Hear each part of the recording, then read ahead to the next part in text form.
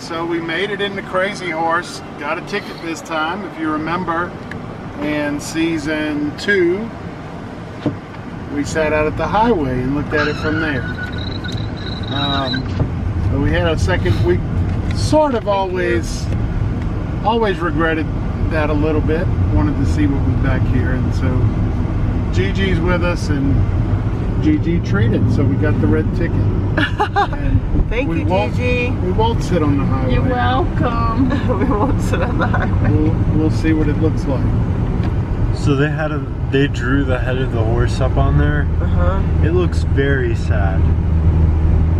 I'm sure it won't be when it's actually done. Hello everyone, and welcome back to Rollin' Ragu. Today's episode, we are at the Crazy Horse Monument in South Dakota. Our story starts first in 2017 was our first visit, and we saw everything there was to see in the Black Hills area. For whatever reason, that year we just stayed at the roadside. We stopped and got out and took a look at it and kept moving. I think we had too much on our schedule that year, and that was in an effort to save time. This year, of course, Gigi's with us, and Gigi wanted to see the monument. It was $15 at the time. It was $15 a head for us to get in. So we paid $60 for the carload to get in. And when we got there, the first place you go is a ticket office / museum. We found when we got to the ticket office that we weren't actually going to get to the monument, that it cost an additional $4 a head to take a ride down to the base of the monument. Now, this just sat with us wrong. It wasn't about the $4. If they would have charged $20 a head to get in and let us actually get to the monument, I think we would have had a better attitude about it. But we were unaware when we bought the tickets to get in that we weren't actually going to get close to the monument. Once you get in, you're a couple of miles still from the monument. So the $15 tickets didn't really offer us any better view of the monument than what we had from the road.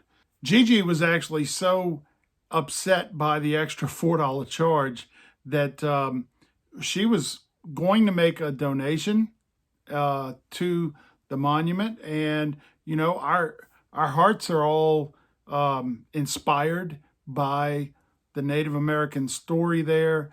And we really wanted to be supportive, but we just didn't like the structure that they had. You know, there were several other tours that were, say, $100 or more for the tours where you could really get hands-on with the monument. That makes sense. They go through special effort to drive you up the mountain and get you on the monument. And that's a real special thing above and beyond the ticket to get in, and I expected that. But certainly did not think that we would be miles from the monument even after paying tickets to get in.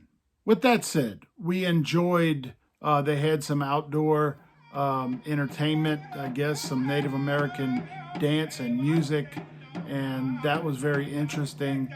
The museum was really top notch. It was a really good museum. We're grateful for the experience. And if you guys go over to the cultural center, we have some of our traditional artists that are set up over there, but there's also a handout in there that shows all the different uses. The treaty was revised, but then right after that, the arrival of General George Armstrong Custer. They're trying to get me to approve rocks from the Crazy Horse Memorial. Something the size of a golf ball. There is nothing in there.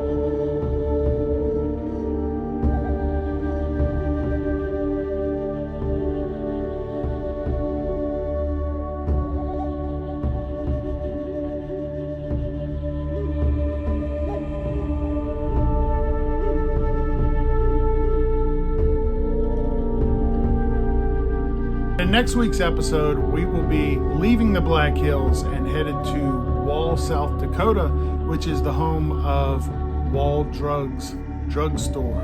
And as you'll see, it is much more than a drugstore. So join us next week. Looking forward to seeing you.